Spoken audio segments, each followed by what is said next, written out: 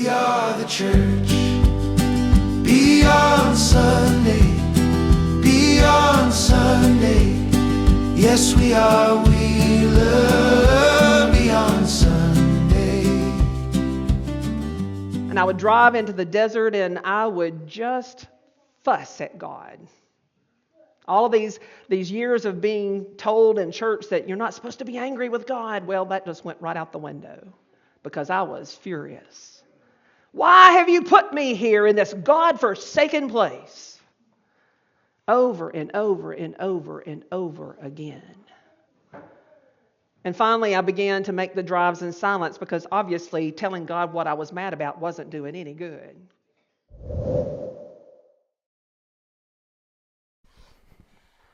Hello, and welcome back to Wheeler Beyond Sunday. Today we are going to talk about the second sermon in Ginger's Advent series, and today we'll be talking about longing. I'm James White. I'm glad to be here with everybody today. It's my first time here. I'm Amanda White, back again. I'm Derek Harding, back again. I'm Sarah Arnold, back again.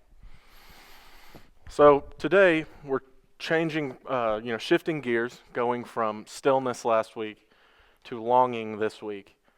This was a very powerful sermon for me, definitely something that you don't always think about, especially this time of year. So while listening to Pastor Ginger's sermon, I'll ask you all this. Have you ever experienced a period of time in which you felt God had forgotten you or abandoned you? And if so, what was that like for you? Well, I know that you know this. If you don't know, James and I are married.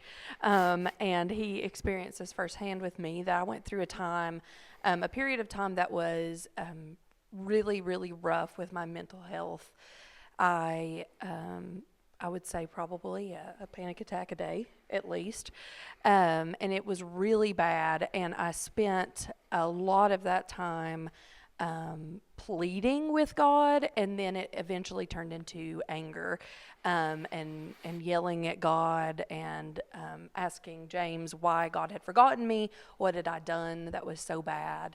But there was a lot of really hard conversations that I had never been angry with God in my life. And as Ginger said in her sermon today, that's something that we kind of feel like we can't do. But that was a time where I was so desperate that was all I could get out was anger, that I felt like he had forgotten and abandoned me. Yeah, I mean, I've definitely gone through several periods in my life where I felt this way. It's a rough kind of thing when you feel like you're praying for something and God's not listening to you, and at sometimes you just feel very desperate, and it's like, what do I do? And it can be really tough to go through those kind of phases in life. Yeah, and I like, Derek, how you said phases, because I kind of feel like it's a little season, and at the time you're like, am I ever going to get out of this? This is forever. Yeah, this is forever. And then you eventually get that light at the end of the tunnel, but it's always just kind of been different seasons, and but there's always just been this feeling of hope, though, too. I mean, sometimes you can lose that, and I felt that too, but just reminding myself this is a season. But also with what Amanda said, like, you feel like you can't talk to him that way. Yeah. but yeah, I've definitely had those seasons where I've had those talks and been like, why have you forgotten me? And then after I'm out of that season, I'm like, no, he didn't. Mm-hmm. Mm-hmm. Yeah. It's always after that season I feel that you see just how much God is with you. When you get to the end of it, you can look back and think, wow, you were there the whole time. Yeah. But after I graduated from Scarrett Graduate School with my first master's degree, I was before that I was looking for a position. I was going into Christian education, and I had been to Glorieta, New Mexico for a Christian Educator Fellowship workshop or conference. And of course, New Mexico is called the land of enchantment. Well, I was enchanted when I went to New Mexico. This was in the northern part of the state, up close to Santa Fe, and it was beautiful. And so when it came time to begin looking for a place to work when I got out of school, I started perusing all of the places listed on the United Methodist Church's website and other places. And lo and behold, if a pastor from New Mexico didn't come to visit the campus and say he had a position open. So I talked with them, and they flew me out for an interview, and they hired me. And the next thing you know, I'm traveling 1,800 miles across country in a U-Haul with Mom and Dad pulling the U-Haul and me driving behind them. It was not northern New Mexico. It was the southeastern quadrant between Roswell and Carlsbad. It was not pretty. It was not the pretty, enchanting part of New Mexico that I had remembered. In fact, it was very flat. There were no nice mesas and hoodoos to look at. It was very flat with yuccas and scrubby cactus and, of course, tumbleweeds that I thought the first time one went under my car, I was going to wreck. Little did I know that they just go right under your car. I was homesick, terribly homesick. I'd never been away from home other than to be on a college campus. I'd never been that far from home at all, and never been in some place that felt like the end of the world. And so on Fridays, on my day off, I would get in my car and I would drive out into the desert. And that didn't take long to get out of the city. And I would drive into the desert and I would just fuss at God. All of these years of being told in church that you're not supposed to be angry with God, well, that just went right out the window because I was furious. Yeah, Ginger's story about whenever she moved to New Mexico for her job really resonated with me because my first teaching job was in Nashville, and me and Amanda had only been dating not even a year yet.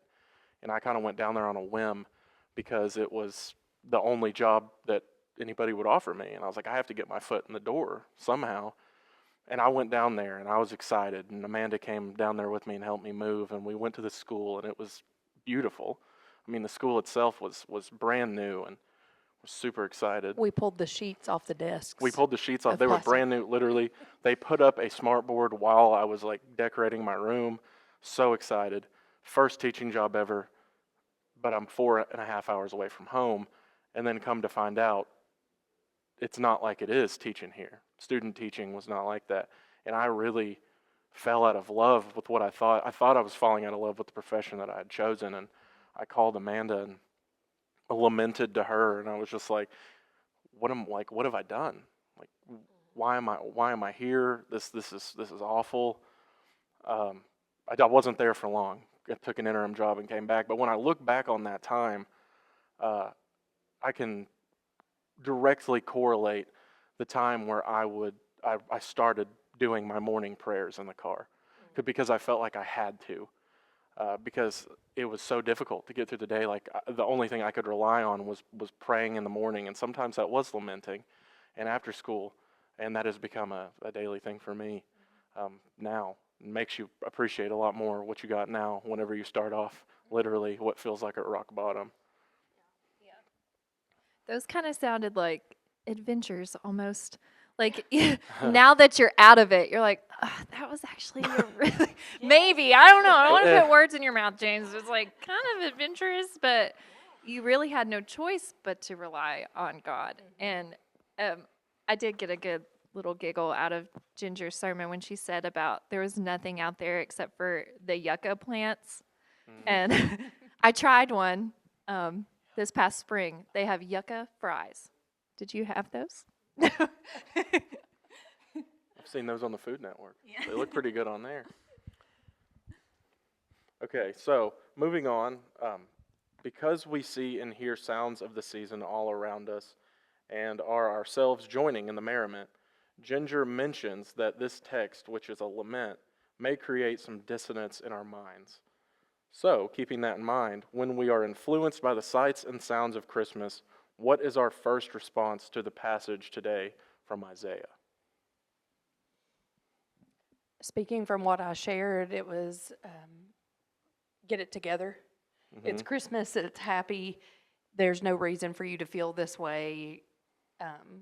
There's no reason for you to feel angry with God. You know, you need to get it together, and you need to be merry like everyone else in the season.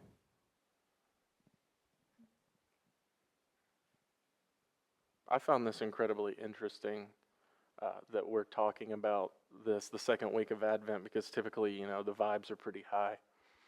And this is a different way to look at it. And I think that that's really good, because there's probably a lot of people out there that need to hear something like this during the season where, we're supposed to feel joy, and where, everything is Christmas songs and lights and splendor. So when thinking about that, like, do we want to ignore it, or feeling it is out of place? Or, as she said, does it resonate with something deep within us? I mean, I can think back to several years Christmas was not that joyful for me in several seasons. Last Christmas, my grandmother was in hospice. She was doing really poor, and we knew it was pretty much her last Christmas. And it was her favorite thing to just have family and Christmas every year. And so it was one of those things that was really sad to go through as a family, because we knew, this was probably it. Yeah, hearing that passage, it was almost like a record scratch, because you're like, Christmas is so joyful. And, she talked about the listening to caroling tunes and being happy. And then that passage was just not that, so it was almost like, boom, in your face of, wow, this is so different from what we normally feel. Yeah, personally, Christmas was kind of it was an interesting time for me growing up. My dad is a Jehovah's Witness, so he did not celebrate Christmas, and I went to Catholic school, K through 5, so I would go to school and people would talk about, oh, my dad's going to get me this for Christmas, and so on and so forth. And for me, it was just like, oh, like it's. So I loved Christmas. My mom and my grandparents on that side of the family made sure it was a special time, but it kind of does bring that up as well when you think about that, and it's okay to feel that way. As this first full week of December comes to a close, this text may create some kind of dissonance in our minds. We're not looking out over a city of destruction and desolation, but at one glistening with festive lights and beautifully adorned Christmas trees. We're not crying out in shock and dismay. Rather, we're singing along to merry music and happy holidays greetings to everyone we meet. Yet at the same time, the passage resonates with many of us on some deep level. All may look well on the outside, but at the very core of our being, at the very pit of our stomach, we, like the Israelites, long for God to break into our world and set our world right.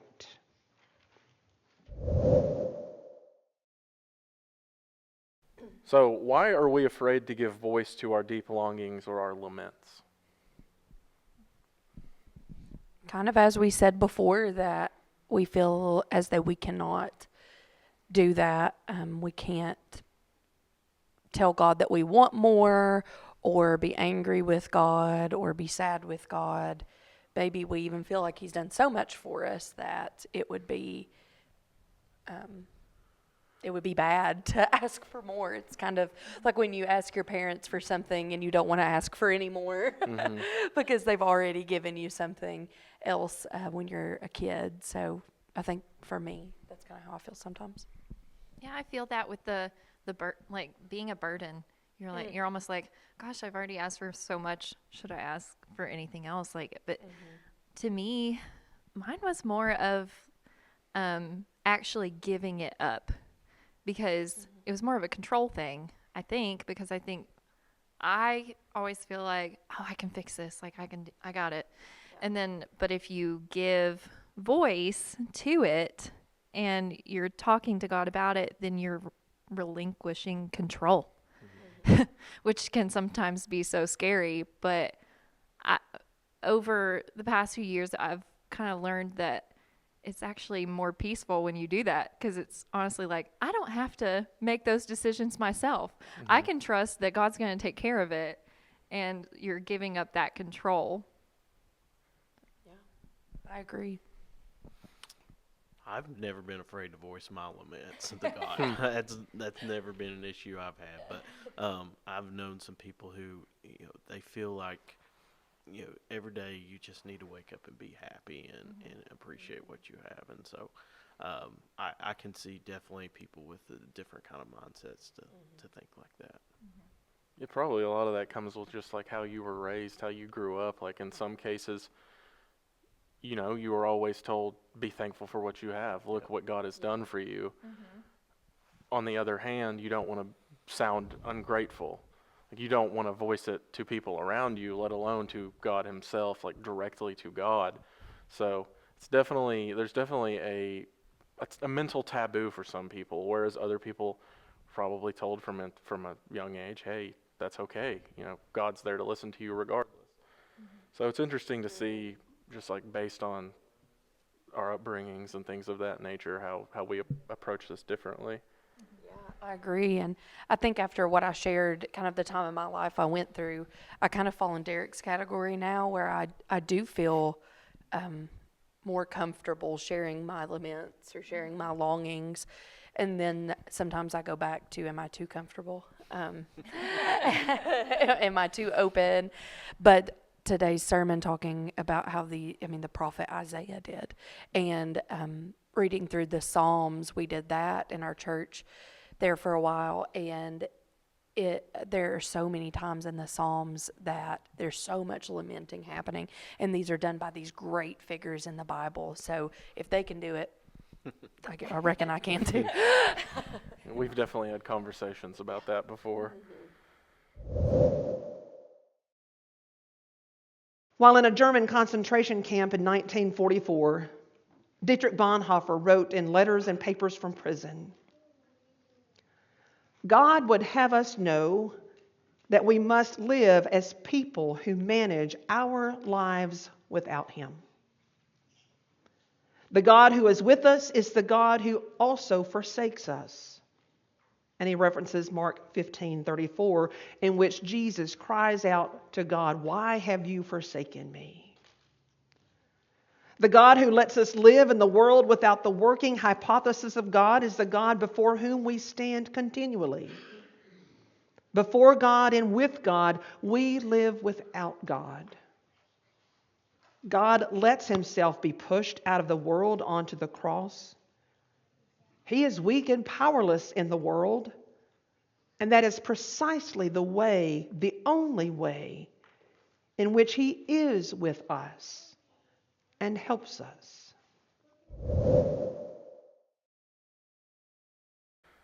So, how did you react to the Dietrich Bonhoeffer quote, and what did you take from it?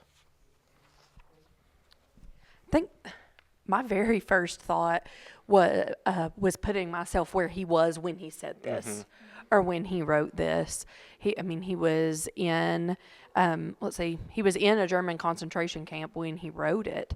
So that just really was my very, very first thought, was where was he when he wrote this?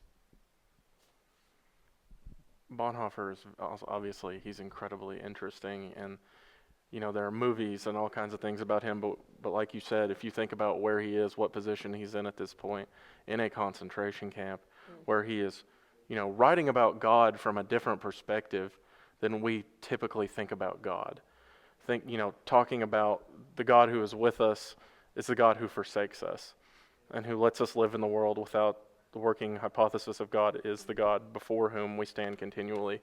Because when we think about God, we think about, this omnipotent being who knows all, has seen all, created all. We don't think about weakness or the fact that he is letting us do our own thing and make our own mistakes. And sometimes we wish that he wouldn't, but that's a part of being part of God's design. So it's definitely an approach that you don't typically think about whenever you speak about the Lord. Well, I think about it like this. What is life if you don't have to go through the hard times? Right. And it's just easy. Are you really growing through sanctification in that process? Like, you have to go through these hard times to really grow into the person you're supposed to become. That is so true. I love that. Yeah. And Sarah, you brought up about the parent, how the parent kind of lets you do what you need to do. Have to be willing to let people make mistakes and figure it out on their own. So, does anybody have anything else they'd like to add to that? Someone said to me in a Bible study the other night that we were talking about does God still hear us if we are angry at him or if we have sinned? That was kind of a conversation that was being had. And someone brought up, well, if my child does something wrong or bad or whatever it is, and I'm angry with them, and they come up to me and say, Mom, blah, blah, blah, I don't not hear them. I still hear them. I'm still going to engage with them, and I still love them no matter what. So she said, if I feel that way, how much more does God feel? Because he is such a better parent than we could ever be. Very true. So, kind of going into, we've kind of already touched on this.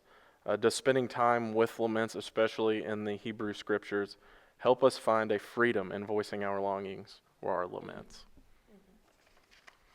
I think we've all pretty much come to the conclusion that it does. Yeah. Some of us never had a problem with that, and others of us have had to learn how to do that for sure. I wrote in my notes here that the Hebrew scriptures on lament give us permission to voice our laments and our deep longings to God, because if these great prophets that God appointed and set apart for these grand purposes are lamenting, then it kind of gives me permission. For sure. Did anybody write a lament, either similar to what was in Isaiah or in the form of a haiku? I did not, but if I had more time, I think I would have liked to have written a haiku. But I wanted to share, there is this song out there, and I listen to it every Christmas season because it reminds me so much of what we talked about today, and it's from Lauren Daigle, and it's called Light of the World. And I don't know if you've ever heard of it, but the very beginning, the whole first half of the song is lamenting. And then she switches the second half of the song to the hope. And it's like, I don't know, I get this deep feeling, almost like chills when I listen to it, because the way that it just switches. But some of the verses, like I'll just share some of it really quick, but it starts out saying that the world waits for a miracle, the heart longs for a little bit of hope. And it's talking about a child praying for peace on earth. And but then in the end, it talks about glory to the light of the world, for all who wait, for all who hunger, for all who prayed, for all who wonder. Behold your King, behold Messiah, glory to the light of the world. And like, boom, it just sets in this hope, and you're like, oh my gosh.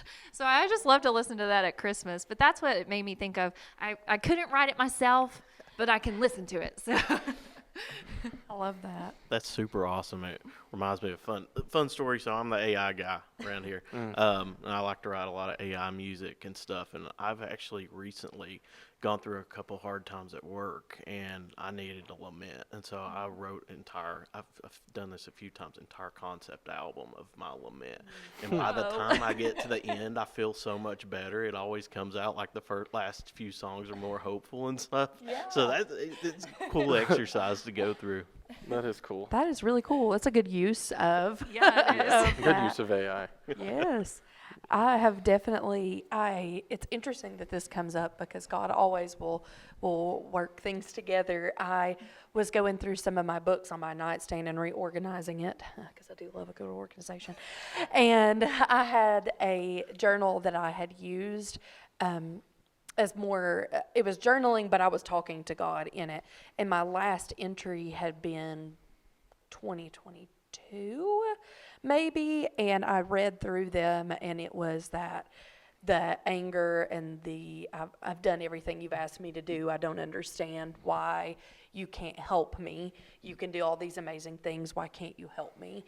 And I wrote a new entry in it and said it's something to the effect of, it's amazing how God was with me during those times, and I didn't realize it now reading back. So I do think there is something in writing those things down, because it was cathartic at the time to write it down, because I did eventually come, usually at the end of those sessions, I would come to the, okay, yes, I know, yes, I know God's with me, and I feel like a bad Christian for feeling that he wasn't, but being able to look back at it now and read what I had written, I realized you're not a bad Christian because of it. Maybe you were even more invested because you are pushing and questioning, and I believe so much that God can do these things that I'm asking him to do it. So I do think that it's maybe a mark of our belief to lament. It's a lot easier after the fact to realize that there is beauty in the struggle. Yes. When you find yourself on the other end of something trying, whatever it may be, and you can see, I am the person that I am today because of the issues and these, jumping, it feels like you're trying to jump over a 20-foot wall in the time, but you look back and you ran through it, and it makes you who you are. But it is a lot easier to revisit that at the end, and you have to keep in mind that the Lord is with you, but also that it is okay to voice your displeasure along the way. Yeah, I think at one point today, Pastor Ginger had said that lamenting is freedom, and it's healing, and it is. Yeah. Yes. For sure. Over the years, I have grown to really appreciate the passages of lament in the Hebrew Scriptures, from both the psalmist and the prophets. For years, I admit, I thought of all the audacity for them to speak to God in that way. But the more I have spent time with the passages of lament, the more I have found they have given me freedom to voice my own laments, which has been in and of itself healing.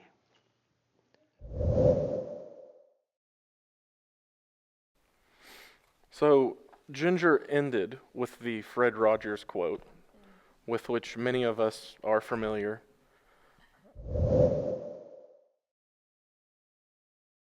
In his book, Mr. Rogers Talks with Parents, Fred Rogers shared advice his mother had given him when he was a child, and many of you have seen this quote. He wrote, "When I was a boy and I would see scary things in the news, my mother would say to me, 'Look for the helpers. You will always find people who are helping.' To this day, especially in times of disaster, I remember my mother's words. And I am always comforted by realizing that there are still so many helpers, so many caring people in this world."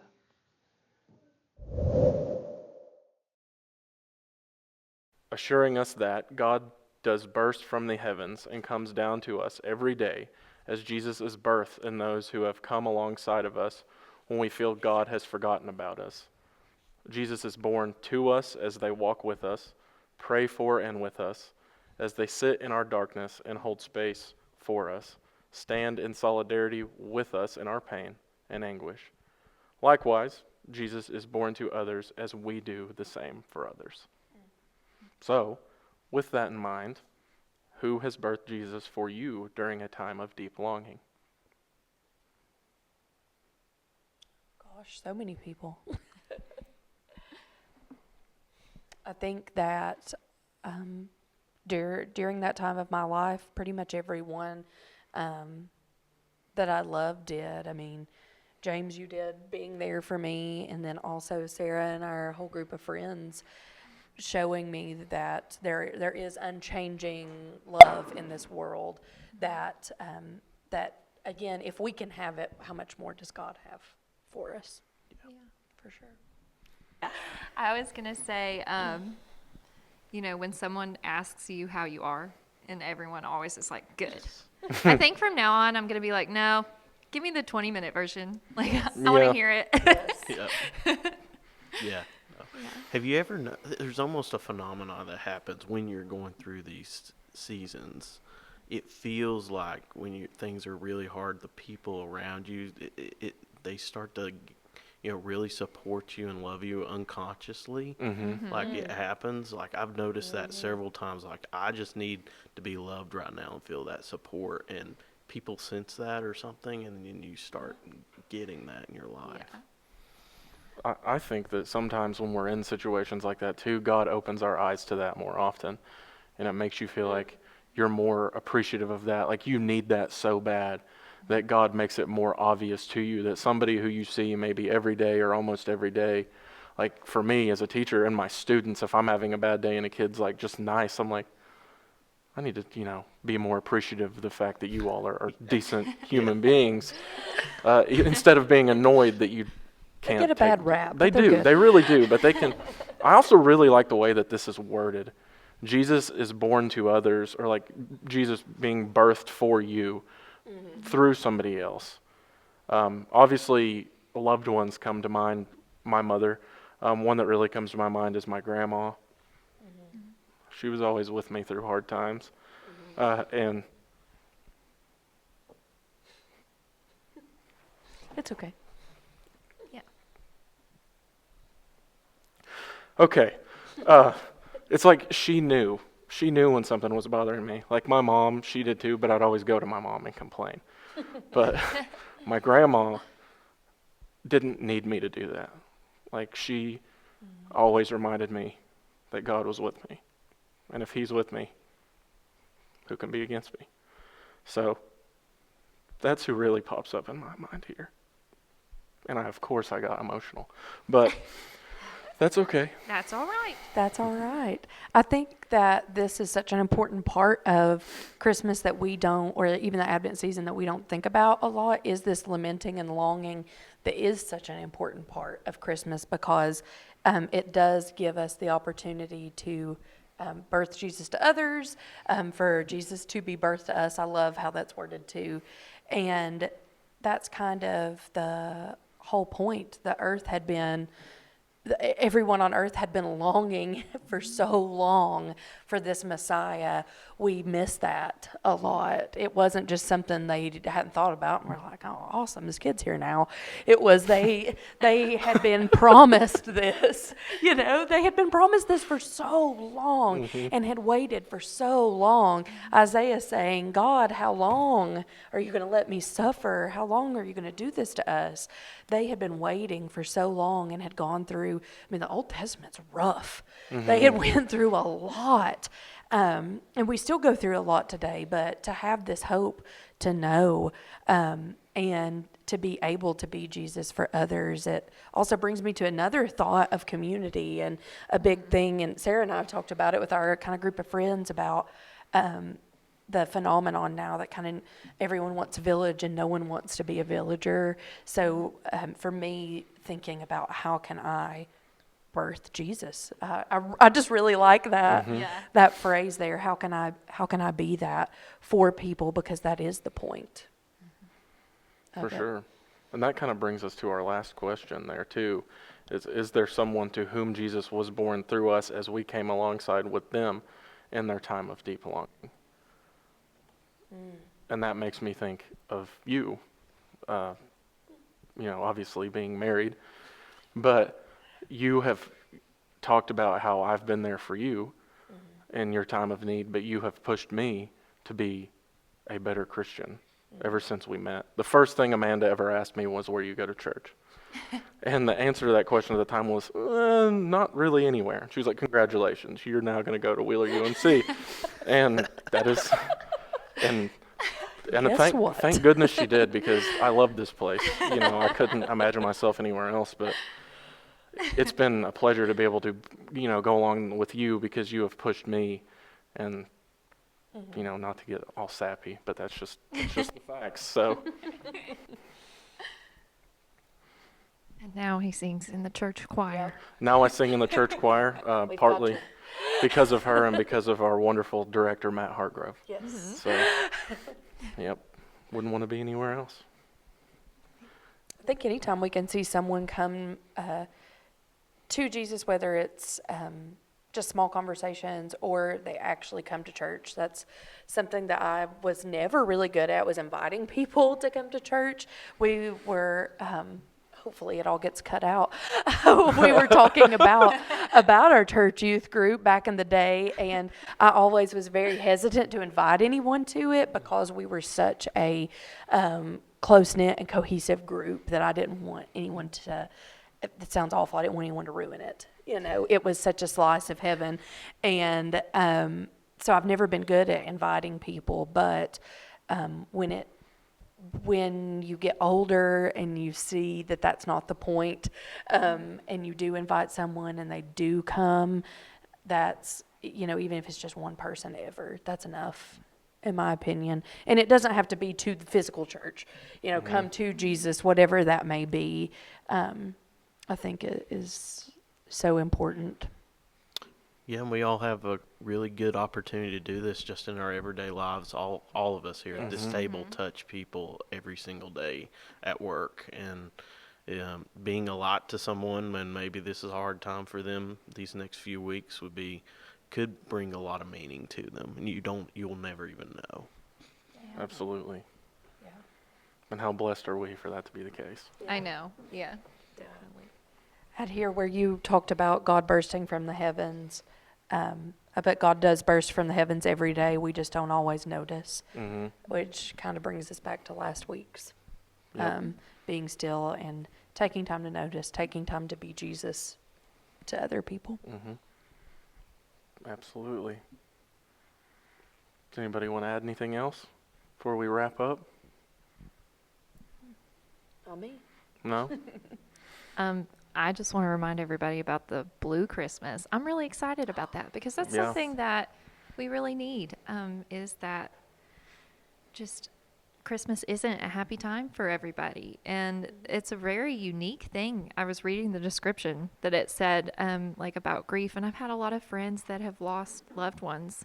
And thinking about Christmas without them is just really hard.